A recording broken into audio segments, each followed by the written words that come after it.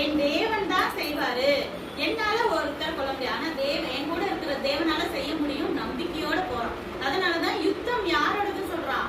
கர்த்தருடையது சொல்றான், தேவனுடையது. யெகோவா தேவனுடையது. சொல்லுங்க, யெகோவா தேவனுடைய யுத்தம்னு சொல்லி அவன் எறிகிறான். தேவன் கிரியை செய்யறாரு. அடிச்சோன்னா ஒரே ஒரு கல். அவன் 5 கல் இருந்தது, தடி இருந்தது. ஒவ்வொரு தடையா மெதுவாக தூக்கி போடல. ஒரே ஒரு கல் தான். ஏன்னா போனது யாரு? பரிசுத்த ஆவியாட வல்லமை. போன பட்டன ஒரு செகண்ட்ல முகம் குப்புற கீழே எல்லா காலையும் விழுந்த. அவன் தப்பா தானே பேசினா, தேவனை தப்பா பேசினா, இஸ்ரேல் ஜனங்களை தப்பா பேசினா, சேனையை தப்பா பேசினா. அப்படியே எல்லா காலையும் விழுந்த மாதிரி விழுந்து செத்து